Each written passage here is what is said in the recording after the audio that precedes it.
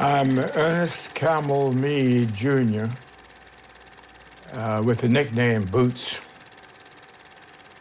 I was born in 1918, which is practically a century ago. When Thomas Jefferson laid out his architectural plan for the University of Virginia, placing student rooms between faculty homes and directing that classes be taught in faculty living rooms, he was also laying the foundations for a unique student-faculty relationship. In the decades that followed, no teacher at the university embodied that tradition more wholly than Ernest Mead. A man adored by one generation of students after another, a man who radiated love and wisdom, not only in the way he spoke, but in the way he listened. This is Boots. I was a Depression kid, and so I went to public school, and then I came to the University of Virginia. I wanted to find out something here at the university, things other than music. Mr. Mead graduated from the university in 1940. He played piano professionally for several years before continuing his studies at Harvard. And in 1951, he returned to Virginia with his wife, Sally, and began teaching, eventually becoming chairman of the music department. A group of students, they were very outstanding students at the university. They were rising fourth year, we call it. They were third-year students. Invited my wife and me out in the country on a May afternoon. It was a beautiful May day. Finally, they turned to me and said, Mr. Mead, in our last year, in our fourth year, we'd like to get together in a small group and discuss things that we are particularly interested in without the strictures of exams, quizzes, syllabus, that sort of thing. Would you do it? And I said, yes, I'll do it, knowing they'd forget about it that night. But they didn't. They came to me in the fall and said, quite frankly, you said you'd do it, now here we are. I've been teaching the seminars since 1970, and it's interesting to remember that the students started that. The seminar has been very revealing to me and very stimulating to me because increasingly they become more open and more frank in expressing their reactions. Consequently, with that attitude on the part of the students, I am able to stimulate further this imagination of the students.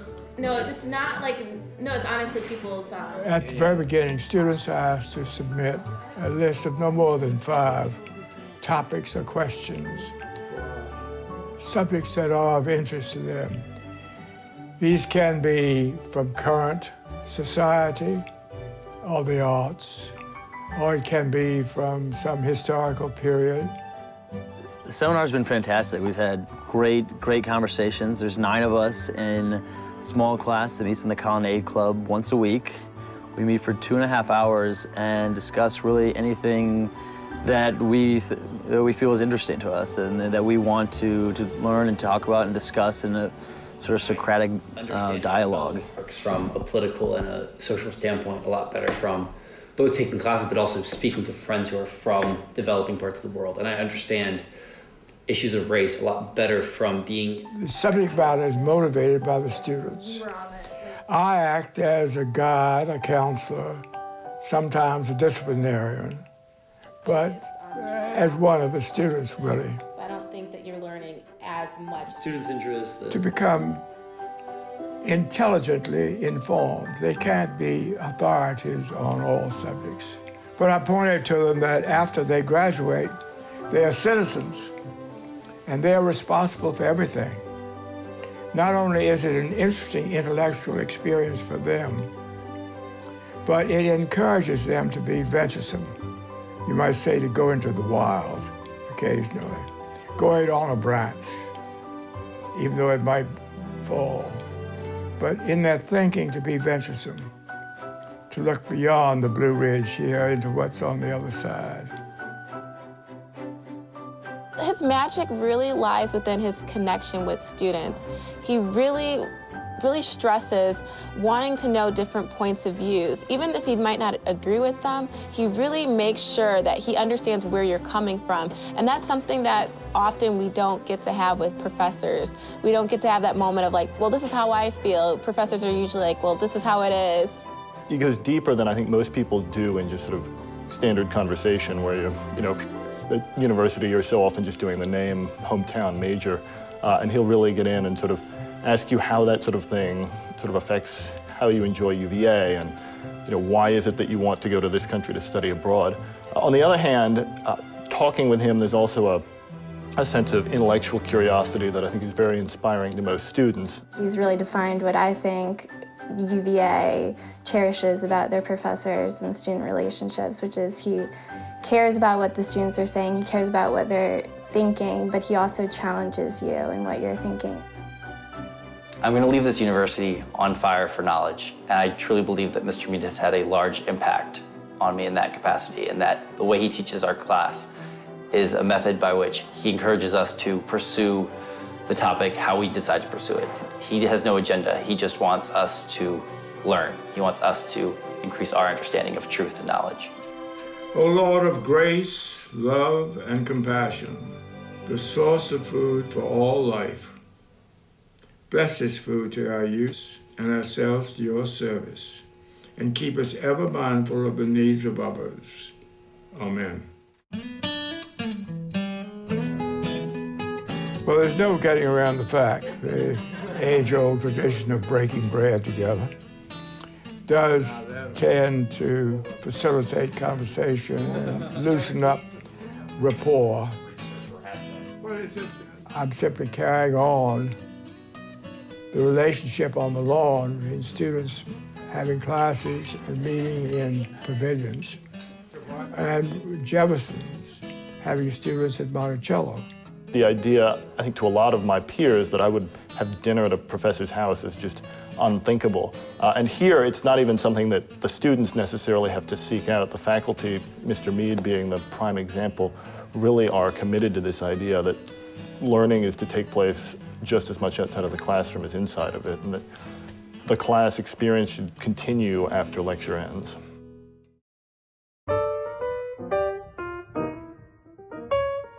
I would take a group of first-year students, it's usually a small group, 15 or 20 or something, first-year students, over to Old Cabell Hall on the lawn, at the foot of the lawn. And he recited the words at the top of Old Cabell Hall. Kaganosis etena letheon, kahea letheon letherose humus. And then I added, and don't you ever forget it. Well, of course, at this point, the students were, what was going on? And then he translated. And ye shall know the truth, and the truth shall make you free. And then eventually they would realize that my office was right under the word aletheon, which is truth in that inscription. And ye shall know the truth, and the truth shall make you free. My office is right there, so I'd say I'm under the truth. Leaving the lingering question in the mind that's what you're here for, find it. Seek it. Seek the truth.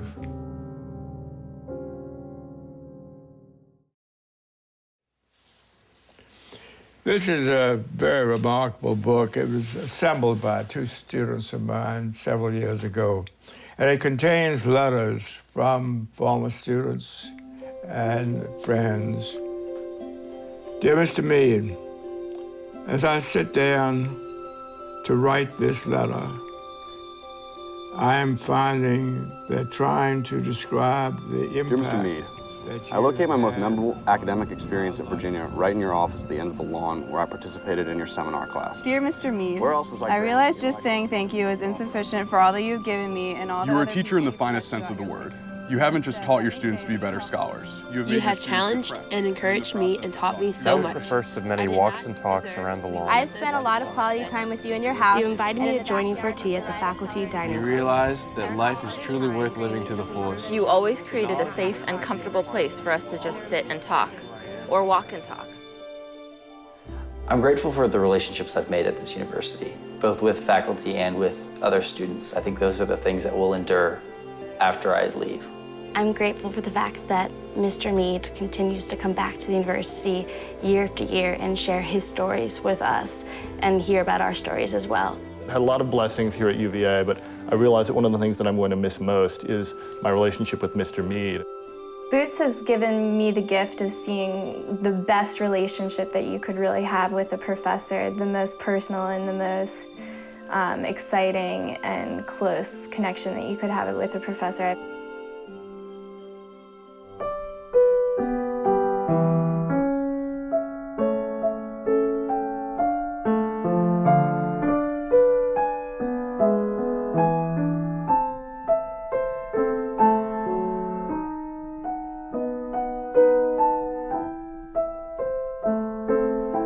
I am profoundly grateful for what students have taught me. At my age, I look back on a great deal that has happened. I realize that in my youth and first part of my life that I was very concerned with my ideas, what I wanted to get done, that gradually this contact with students has opened up a whole new identity for me, a more important mission for me, and one that I've come to quite spontaneously and quite naturally, is one of liberating the students in their thinking, in their aspirations, in their personality, in their honesty with themselves, in their identity. I feel, quite frankly, that I'm an instrument. I take no credit for any of it. I've found that I can help to liberate a student here and there, and that I find is the important thing. And that's what really motivates by continuing to teach.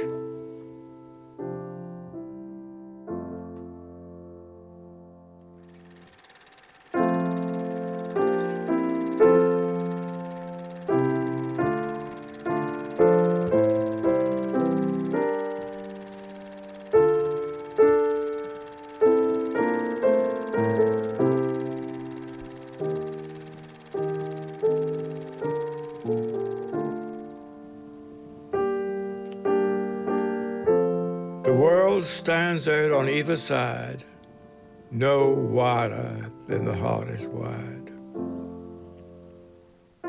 Above the world is stretched the sky, no higher than the soul is high.